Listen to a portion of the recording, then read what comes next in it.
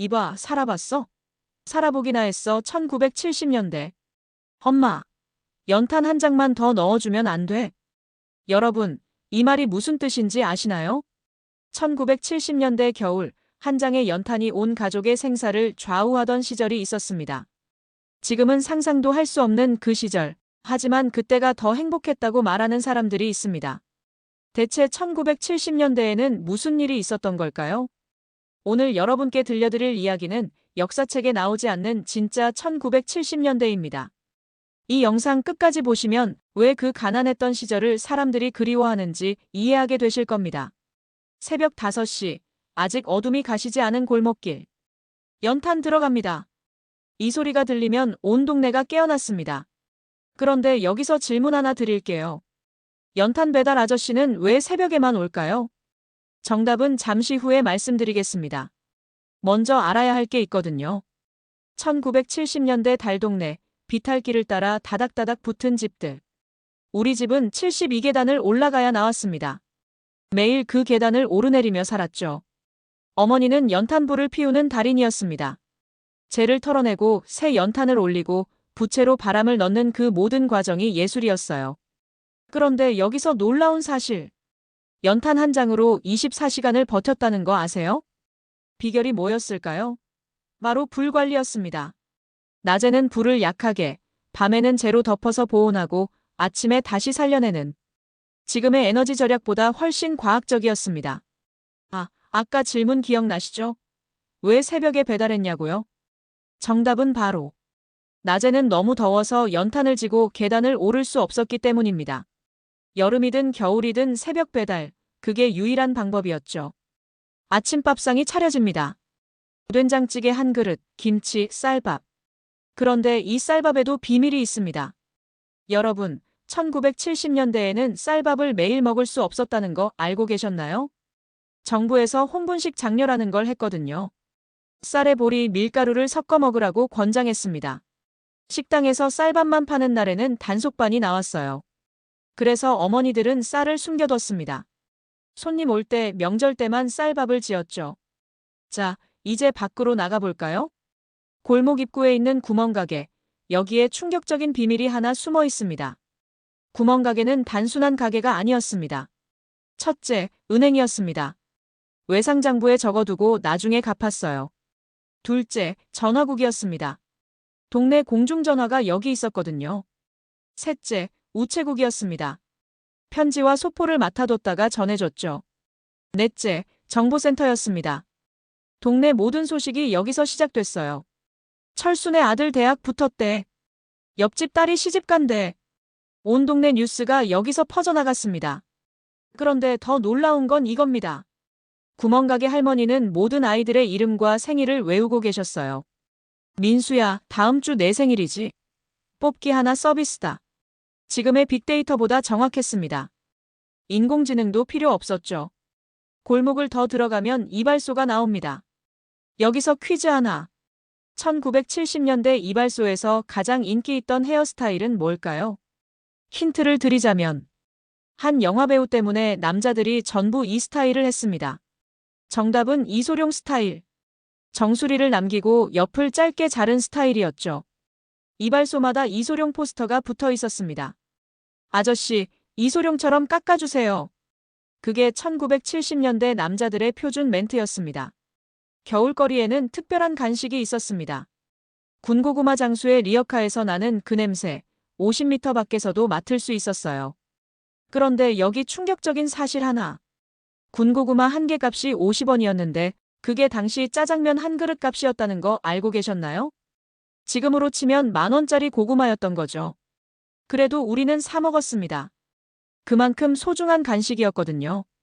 자, 이제부터가 진짜 이야기입니다. 1970년대 청년들에게는 절대 하면 안 되는 것이 세 가지 있었습니다. 하나, 장발. 둘, 청바지. 셋, 통기타. 그런데 아이러니하게도 이 세 가지가 바로 1970년대 청년 문화의 상징이었습니다. 대체 무슨 일이 있었던 걸까요? 형은 대학생이었습니다. 몰래 기타를 사서 집에 숨겨뒀어요. 이게 뭐냐? 아버지가 발견하신 날 집안이 발칵 뒤집혔습니다. 딴따라가 되려고. 공부는 안 하고. 하지만 형은 포기하지 않았습니다. 밤마다 이불 속에서 기타줄을 만지며 코드를 외웠죠. 왜 기타가 문제였을까요? 당시 통기타는 단순한 악기가 아니었습니다. 저항의 상징이었어요. 김민기의 아침 이슬을 아시나요? 태양은 묘지 위에 붉게 타오르고. 이 노래가 금지곡이었다는 거 알고 계셨나요? 정부에서 이 노래를 부르면 잡혀갔습니다. 방송 금지, 공연 금지, 심지어 악보 소지도 금지였어요. 왜 그랬을까요? 이 노래가 민주화를 꿈꾸는 청년들의 상징이 되었기 때문입니다. 가사 하나하나가 저항의 메시지였죠. 그래서 청년들은 더욱 열심히 불렀습니다. 대학가 다방, 지하 공연장, 심지어 골방에서도.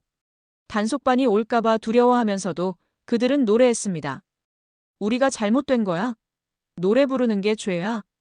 형이 밤늦게 집에 돌아와 혼잣말로 중얼거렸습니다. 그날 형의 친구가 경찰에 끌려갔다고 했어요. 장발 단속에 걸려서. 네, 맞습니다. 1970년대에는 머리카락 길이를 재서 잡아갔습니다. 길거리에서 자로 재서 기준보다 길면 강제로 잘랐어요. 여자는 어깨 아래, 남자는 귀 밑. 청바지도 마찬가지였습니다. 청바지는 미국 문화다. 퇴폐다. 단속반이 가위를 들고 거리를 돌아다녔습니다. 청바지를 입은 사람을 보면 바지를 찢어버렸어요. 상상이 되시나요? 길거리에서 경찰이 당신의 바지를 가위로 자르는 모습을. 하지만 청년들은 굴하지 않았습니다. 명동과 이태원의 지하클럽에서는 금지된 음악이 흘러나왔습니다. 디스코, 펑크록, 재즈. 입구에는 회원제라고 써붙였지만 사실은 단속을 피하기 위한 핑계였죠. 비밀번호가 뭡니까? 자유입니다. 그렇게 문이 열리면 안에서는 해방된 청년들이 춤을 췄습니다.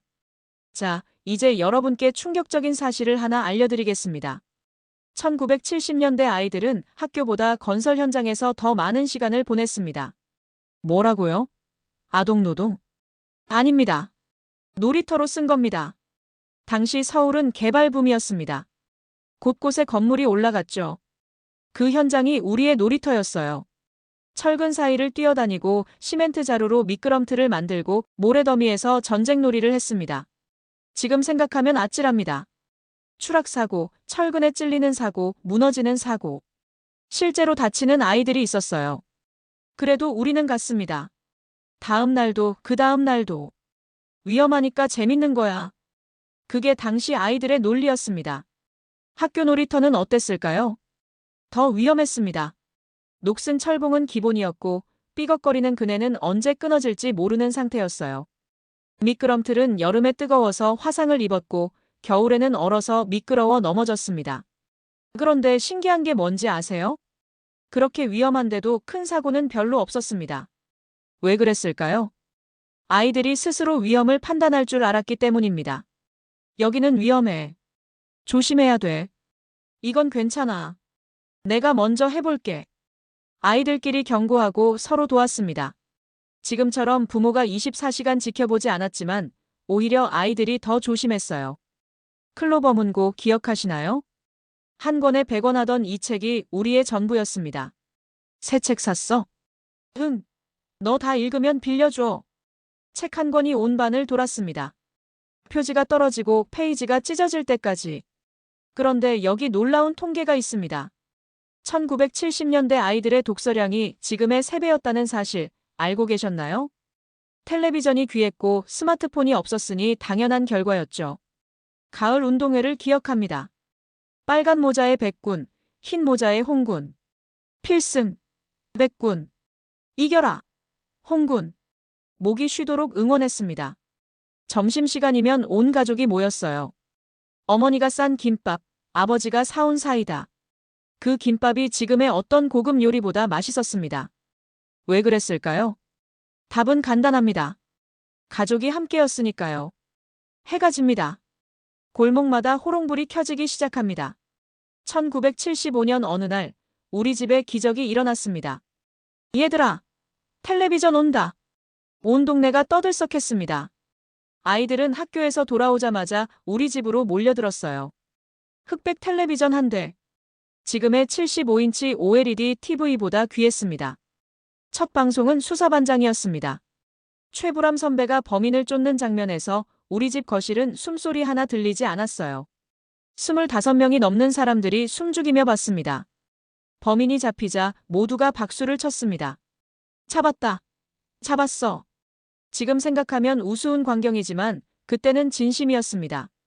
광고 시간이면 재미있는 일이 벌어졌습니다. 아이들은 광고 시간 동안 밖으로 뛰쳐나가 놀다가 누군가 시작한다 고 외치면 다시 우르르 몰려들었죠. 텔레비전 하나로 온 동네가 하나가 되었습니다. 석유난로를 둘러싼 저녁 시간. 어머니는 바느질을 하시고 아버지는 신문을 보시고 형은 책을 읽고 저는 숙제를 했습니다. 말이 없어도 행복했습니다. 난로 위 주전자에서 김이 모락모락 올랐어요. 그 소리가 평화로웠습니다. 철수야, 물 한 잔 떠다 줘. 어머니의 목소리에 제가 일어나 물을 따라 드립니다. 고맙다, 아들. 그 한마디가 전부였습니다. 하지만 그게 충분했어요. 여러분, 혹시 궁금하지 않으세요? 왜 가난했던 1970년대를 사람들은 그리워할까요? 돈도 없었고 편한 것도 없었는데 말이죠. 답은 이겁니다. 그때는 모두가 비슷하게 가난했기 때문입니다. 지금처럼 비교하지 않았어요. 남의 집 차를 부러워하지 않았습니다. 왜냐고요? 아무도 차가 없었으니까요. 남의 집 크기를 부러워하지 않았습니다. 왜냐고요? 다 비슷하게 좁았으니까요. 비교가 없으니 불행도 없었습니다. 그리고 무엇보다 사람이 있었습니다. 골목에 나가면 아는 사람이 있었고, 구멍가게에 가면 내 이름을 불러주는 할머니가 있었고, 놀다가 다치면 옆집 아줌마가 약을 발라주었습니다. 1970년대, 우리는 가난했습니다. 하지만 우리에게는 있었습니다. 서로를 돌보는 이웃, 함께 나누는 밥상, 꿈을 노래하는 용기, 위험을 무릅쓰는 모험심, 가족과 함께하는 시간. 지금 우리에게는 뭐가 있을까요? 넓은 집, 하지만 옆집 사람 이름을 모릅니다. 비싼 음식, 하지만 혼자 먹습니다.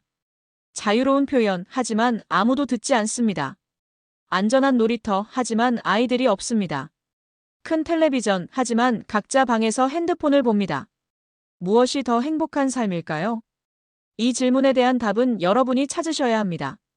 다만 한 가지는 확실합니다.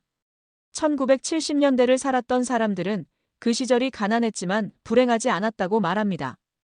여러분의 생각은 어떠신가요?